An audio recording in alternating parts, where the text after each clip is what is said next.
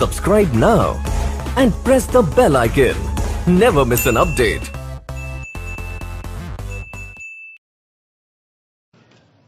नमस्कार दोस्तों, मैं सीपी गंगवार एक बार फिर आपका स्वागत करता हूं अपने YouTube चैनल आस्था स्टेनो सेंटर में।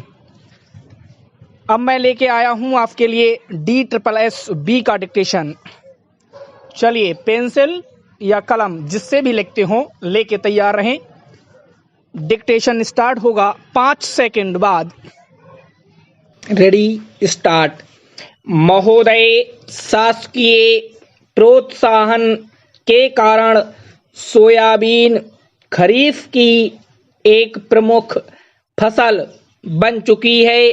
पिछले 25 वर्षों में सोयाबीन कृषि के अंतर्गत इसका क्षेत्र विस्तार सन 1970-71 के 0.3 हेक्टेयर की तुलना में वर्ष 1995-96 में 48.50 लाख हेक्टेयर से बढ़ चुका है और सन 2000 तक इसका फैलाव 73 लाख हेक्टेयर तक करने के भरपूर शासकीय प्रयास हो रहे हैं। हमारे देश में कृषि भूमि का विस्तार तो हो नहीं सकता। ऐसे में परंपरागत रूप से उगाई जा रही फसलों का ही स्थान सोयाबीन ले रही है। ज्वार, मक्का जैसी फसलों के निरंतर घटते क्षेत्रफल के कारण सोयाबीन की खेती को अधिक बढ़ाने और लोकप्रिय करने और खाद्यान्न के रूप में गेहूं की निरंतर बढ़ती मांग के फलस्वरूप इसके बढ़ते भाव से वर्ष 1996-97 में देश की गरीब जनता त्राही त्राही कर चुकी है। भारत सरकार भी इस गंभीर स्थिति का आकलन कर 40 लाख टन गेहूं विदेशों से आयात करने को विवश हुई है। ऐसे में परिस्थितियों का मनमाना अंदाज लगाते हुए कृषि प्रणाली के बदलते स्वरूप को देश की आवश्यकताओं के अनुरूप सही दिशा न देकर हमारे राजनेता और शीर्ष अधिकारी स्वर्ण मृग रूपी विदेशी मुद्रा के मोहजाल में फंसकर निर्यात प्रोत्साहन के लिए सोयाबीन उत्पादन को आवश्यकता से अधिक बढ़ावा दे रहे हैं।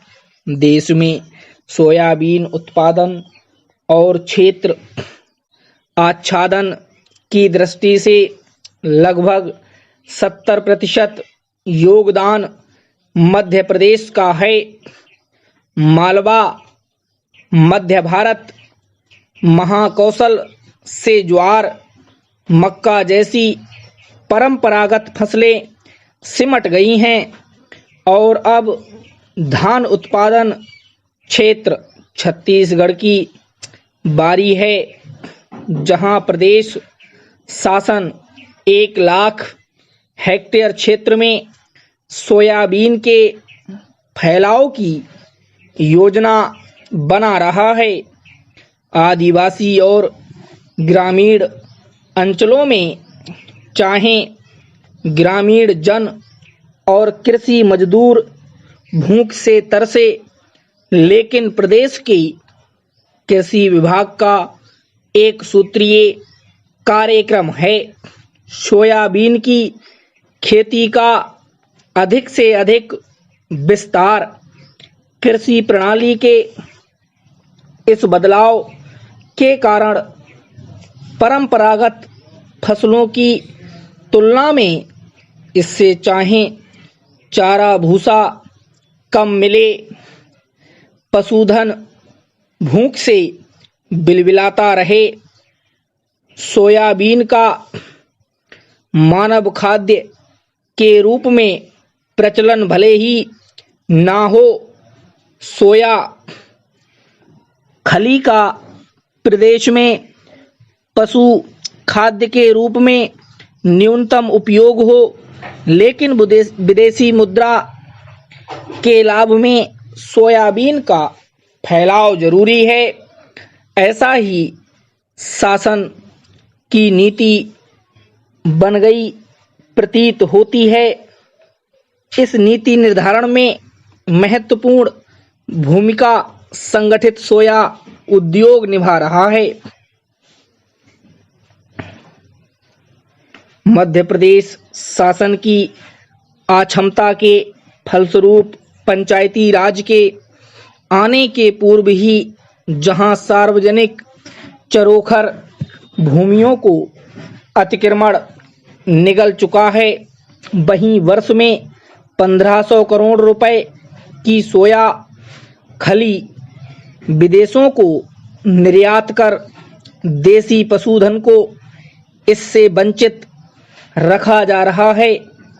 खली और चारे की कमी के कारण प्रदेश का पशुधन अपने अस्तित्व के लिए संघर्ष कर रहा है। इसके परिणाम स्वरूप घटती पशु उत्पादकता के कारण खेती की उर्वरता में लगातार कमी परिलक्षित हो रही है। लेकिन इन सब से बेखबर होकर लगभग 60 देशों को भारत से सोया खली निर्यात की जा रही है। पूरे देश में सोया प्रसंस्करण उद्योग के लगभग 155 अकेले मध्य प्रदेश में लगभग 74 उपक्रम हैं। इनकी स्थापित क्षमता लगभग 143 लाख टन सोया प्रसंस्करण की है।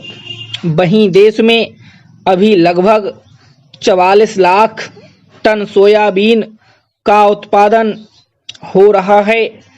सोया उद्योग की मांग व आपूर्ति के इस बड़े अंतर के कारण सोयाबीन की खेती को प्रोत्साहित करने के लिए सोया उद्योग अपने संगठन के माध्यम से शासन पर दबाव बनाए हुए है।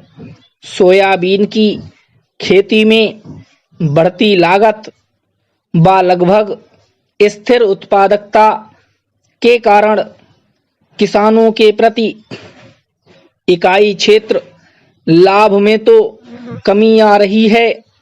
सोयाबीन की खेती के अंतर्गत 1944, 94, 95 तक लगभग 10 वर्षों में सोयाबीन की खेती के अंतर्गत क्षेत्र विस्तार लगभग 305% हुआ है।